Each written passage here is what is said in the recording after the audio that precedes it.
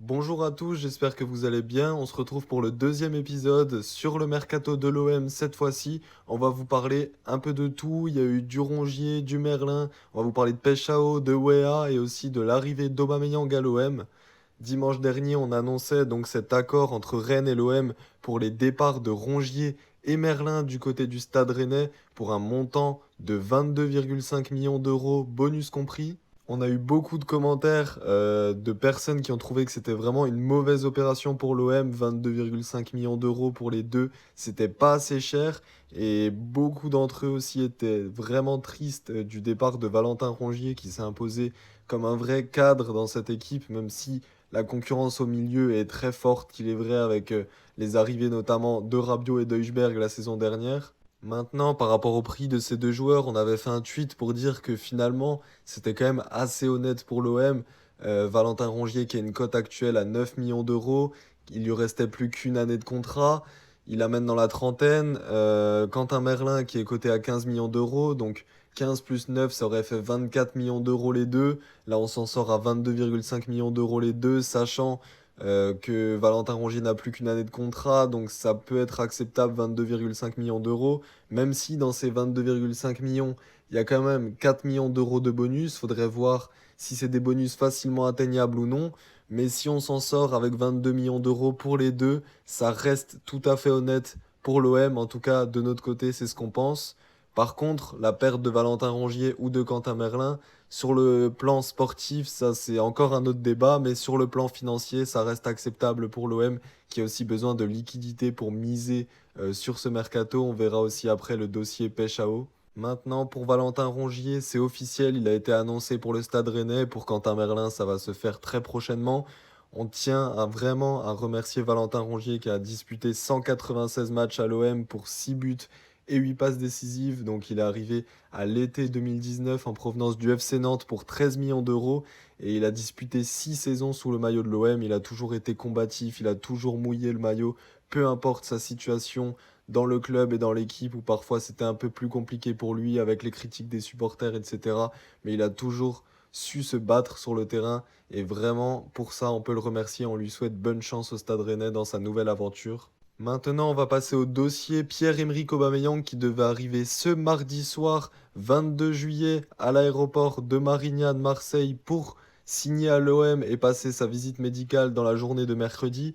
Mais finalement, il n'arrivera pas ce soir. Il y a encore quelques démarches administratives à régler pour boucler son arrivée, mais elle n'est pas du tout remise en question. Il va signer à l'OM, seulement elle est repoussée. On ne sait pas encore à quelle date, mais il va bien venir à Marseille. On sait que beaucoup de supporters voulaient se rendre à l'aéroport dès ce soir. Il va falloir attendre encore un petit peu, mais en tout cas, on a hâte de voir l'accueil qui lui sera réservé pour son retour à l'OM. Petite parenthèse maintenant sur Paul Lopez qui a été officiellement transféré au Betis Séville. Toluca avait d'abord levé son option d'achat de 4,8 millions d'euros auprès de l'OM pour finalement qu'il soit transféré du côté du Betis Séville. On lui souhaite bonne chance. Concernant le dossier Timothy Weah, les discussions avancent bien. Les bonnes relations entre les deux clubs, Marseille et la Juventus, pourraient faciliter un accord autour d'un prêt avec une obligation d'achat.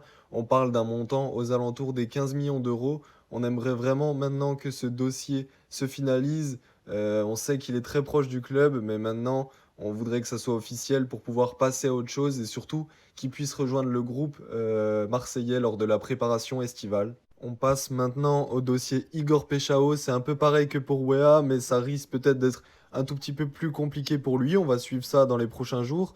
Là, on parlait d'une journée décisive, donc c'était hier, le lundi 21 juillet, où il y avait une réunion importante entre les dirigeants marseillais et ceux du club de Feyenoord, Marseille qui était et qui est toujours en stage aux Pays-Bas et qui a transmis une offre autour de 28 millions d'euros à Feyenoord.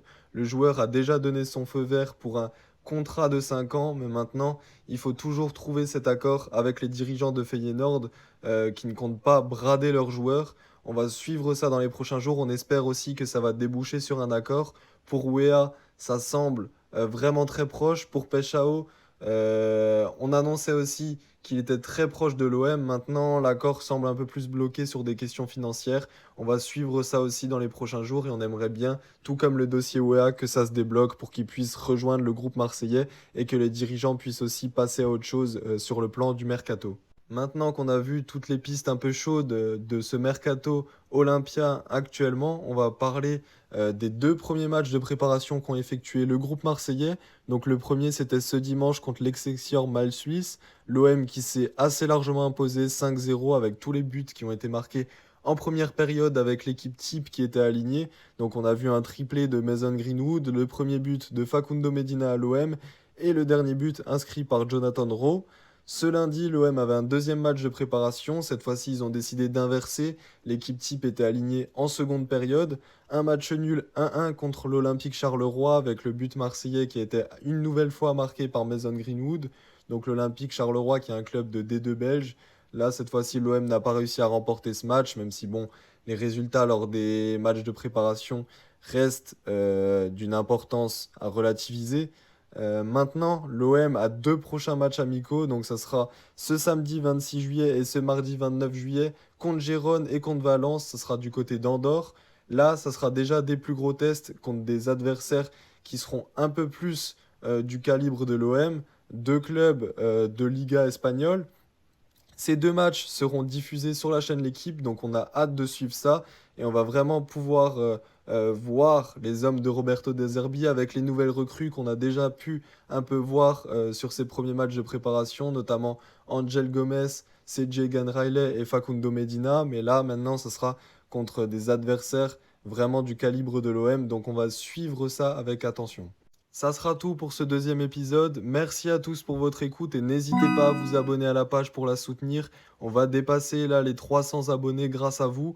On aimerait vraiment être plus nombreux pour pouvoir parler de l'actualité de l'OM ensemble et on se retrouve bientôt pour un prochain épisode. À bientôt.